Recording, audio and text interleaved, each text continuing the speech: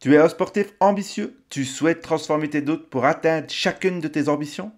Malheureusement, il y a ta voix intérieure qui te dit que c'est pas possible, parce que t'es pas assez, t'es trop vieux, tu manques de temps pour tout faire. Hmm. Laisse-nous te prouver le contraire. Bienvenue dans L'Impossible, un choix. Le podcast des sportifs ambitieux qui refusent de laisser leur mental décider à leur place. Chaque épisode, c'est une claque de lucidité et des outils concrets pour reprendre le contrôle et créer une solidité intérieure qui te permettra de trouver de la sérénité dans tes futures ambitions.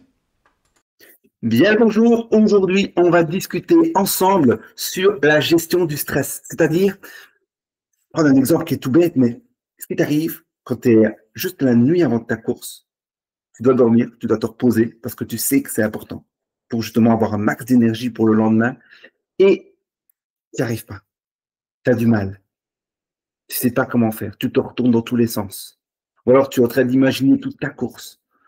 Ou encore, tu entends plein de bruit. Le moindre petit son à l'extérieur te fait sursauter. Ou encore, tu es excité. Tu es excité parce que tu as une super grande ambition demain et tu te réjouis d'y être. Tu te réjouis d'être dans la course. Tu te réjouis de voir les super beaux paysages. Tu te réjouis de vivre cette aventure, cette expérience. Et tu te réjouis de te dépasser, de te donner à 100%. Et malheureusement, tu stresses. Et ce stress, il est difficile de pouvoir le travailler. Ça peut être aussi un stress. Ça me fait penser à un client qui me partageait, ouais, moi je stresse beaucoup et pas que dans le sport en fait, c'est aussi dans mon quotidien. Quand je dois aller, quand je dois une réunion importante au boulot, j'ai mes jambes qui flageolent et qui tremblent totalement et je sais pas comment faire pour justement pour gérer ça. Et ça me fait penser à moi une expérience aussi que j'ai eue juste avant de monter à une conférence où je faisais une petite intervention de 10 minutes. Et en fait, j'ai commencé à avoir les jambes qui flageolaient. Et là, je me dis, OK, c'est le moment de gérer son stress. Et c'est ce qu'on va voir aujourd'hui. C'est encore une fois, c'est pas impossible de gérer ce stress. Tu peux être capable de gérer ton stress. Et c'est ça qui est super intéressant. Pourquoi? Parce que le stress, il y a plusieurs paramètres du fait que tu stresses. La première chose qu'il faut que tu puisses faire attention, c'est de te dire, lorsque tu stresses, c'est à quoi tu penses juste avant. Identifier cette pensée va justement te permettre de dire, OK, faut que j'arrête de projeter dans le futur ou de projeter dans mon passé, mais il faut que je revienne dans mon moment présent. Pourquoi? Je te donne un exemple.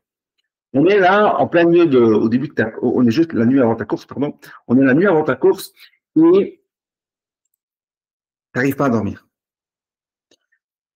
Tu peux avoir plein de projections. Exemple, est-ce que tout est prêt? Parce que la dernière fois que tu as fait une course, tu as oublié quelque chose. Et donc, du coup, tu stresses. Ou un autre exemple. Je ne sais pas si je vais réussir à faire 75 km demain, j'ai jamais fait ça de ma vie. Stress légitime, mais tu es en train de projeter. Tu es en train de projeter que tu ne vas pas être capable de le faire. Pareil, encore une fois, tu projettes. Je vais t'expliquer le premier exemple dans le passé, deuxième exemple dans le futur. Une fois que tu commences à projeter, ce qui est important, c'est hop, reviens au moment présent. En revenant au moment présent, ça te permet justement de te dire, OK, là, maintenant, je suis où? Ben, si je te donne la nuit avant la course, tu es sûrement dans ton lit. Tu es posé, tu es calme, tu es détendu.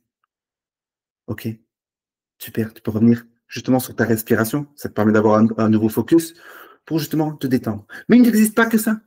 Ce que tu peux faire aussi, c'est de pouvoir projeter de manière positive.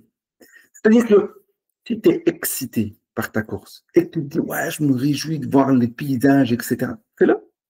Vois déjà les paysages. Imagine déjà d'être dans ta course. Imagine déjà être dans ta pleine puissance, dans ton excitation totale sur la ligne de départ, en train de démarrer en gérant ta course ou comme tu l'avais prévu, avec la bonne stratégie, avec une bonne nutrition comme tu l'avais prévu, pour justement ne pas être en mode hmm, j'ai fait ma course. Ou en mode projection négative, ou en mode projection du passé qui ne s'est pas bien passé. Et non, en fait, tu reprends le pouvoir, tu reprends le contrôle sur ton mental. Là, je te donne deux exemples pour reprendre, deux conseils pour reprendre le contrôle sur ton mental. Le premier est justement de revenir sur le moment présent et simplement de respirer. Et là, tu peux faire des techniques de respiration pour justement te focaliser sur autre chose qui est ta récupération et faire passer ton corps en mode système parasympathique. Mais il n'y a pas que ça. Le deuxième conseil que je t'ai partagé, c'est de pouvoir te dire, OK, je me prends 30 secondes là où je visualise, où je me projette, mais de manière consciente. C'est moi qui décide de quoi je projette. Ainsi, dans les 2 conseils que je t'ai partagés, tu peux reprendre le contrôle sur ton mental et calibrer en fonction de ce que toi, tu veux. Alors, si on prend l'exemple de tout à l'heure où la personne a une réunion importante, pareil, pourquoi tu stresses? Sûrement parce que la dernière fois que tu as une réunion importante, tu as peut-être bafouillé, ou peut-être que ça s'est mal passé, ou peut-être que les gens ne comprenaient pas ce que tu partageais. Et donc, qu'est-ce que tu as peur? Tu as peur que ça revienne, tu as peur de ne pas être à la hauteur, tu as peur de ne pas être capable. C'est OK, on est tous humains, c'est génial. Mais la première chose à faire quand tu commences à avoir tes jambes qui flagellent, ou peut-être que ta respiration, tu as un souffle court, c'est de prendre conscience, de dire, OK, moi, quand je stresse, voilà les symptômes, voilà le comportement que j'ai.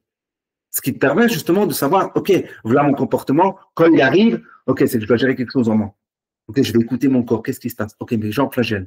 OK, c'est quoi la pensée que j'ai eue? Moi, ma conférence, je vais parler pour moi, de témoignages que j'ai. Je n'ai personne à côté de moi pour vous partager un autre témoignage. Mettez en commentaire si vous avez, ah, moi, j'ai ce stress-là, qu'est-ce que tu ferais, Pierre? N'hésite pas, mets-le en commentaire. Et en fait, moi, quand j'ai eu cette conférence, j'étais déjà dans la conférence en train d'écouter un autre conférencier. Je suis revenu sur ma respiration et puis je me suis rappelé de plusieurs choses. 3e conseil, écoute bien, écoute. Je me suis rappelé que je suis déjà monté 4 fois sur scène devant 40 personnes, des fois, et ça s'est très bien passé. Et j'ai géré, et tout s'est bien passé. Boum, j'ai repris un souvenir du passé qui était positif, et je l'ai utilisé pour reprendre le contrôle, pour dire à mon cerveau, OK, tu stresses, tu as entendu, et en même temps, voilà, regarde, on l'a déjà fait, on peut décompresser. Tu vois, 3e conseil. Mais j'aurais pu aussi très bien utiliser le conseil de, OK, je reviens simplement sur ma respiration, et je pense à mon discours, et je refais tout mon discours. Et le 3e conseil que je t'ai partagé, comment j'aurais pu le faire, c'est simplement de me dire, OK, je prends 30 secondes là pour m'imaginer prendre le micro, commencer à parler, commencer à bouger, parce que je bouge beaucoup quand je parle, et puis voir les personnes qui s'illuminent, voir les personnes qui se disent, ah ouais, ça peut être intéressant ce qu'il raconte lui.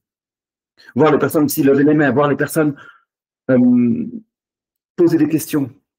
Tu vois, j'utilise beaucoup le verbe voir, parce que moi, justement, je suis dans le côté, ça c'est quelque chose qui est hyper intéressant à comprendre et à savoir pour toi, c'est moi, je suis dans un côté très visuel, mais il y en a qui sont beaucoup plus dans le côté auditif, qui ont besoin d'entendre pour se rassurer. Il y en a plutôt qui vont avoir besoin de respirer, de sentir, de toucher sa poitrine, de toucher ses bras, de valider, de toucher son bassin, de toucher son ventre. Pourquoi? Parce qu'ils sont plus kinesthésiques, ils sont plus dans le toucher. Et en fait, c'est de trouver, une fois que tu as identifié ton stress, qui va être très souvent un ressenti. Pourquoi un ressenti? Parce que c'est la seule manière dont ton cerveau peut te communiquer les choses.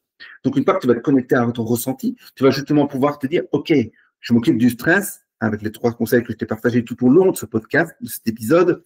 Et puis, de se dire, OK, je vais encore renforcer encore plus en utilisant mon langage que je comprends, qui est à moi, qui est unique. Il est soit kinesthésique, le toucher, soit visuel, je vais fermer les yeux, je vais déjà voir la scène qui se met, soit en tant qu'acteur, je suis acteur de la scène, soit peut-être en tant que personne qui regarde la scène, comme quand on est au cinéma, ou encore, comme si j'écoutais quelque chose, comme si j'avais mis mes écouteurs et que j'étais en mode, OK, super, génial, j'entends bien.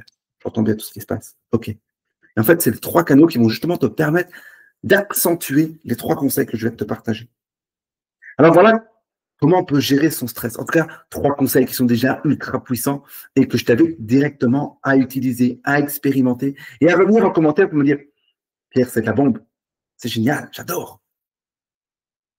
Voilà, c'était tout ce que je voulais te dire aujourd'hui. Un podcast un peu plus court, mais justement parce que je voulais t'apporter des conseils un peu plus en mode, comment dire, en mode live, en mode, hop, on donne, on partage par rapport à ce qu'on a, par rapport à ce que des personnes m'ont vécu, par rapport à ce que des personnes m'ont partagé, par rapport à des conseils que j'ai donnés comme ça, en discutant en one-to-one avec des personnes dans des appels. Et je trouve que c'est hyper intéressant et c'est hyper précieux. C'est pour ça que je te les partage. Expérimente-le.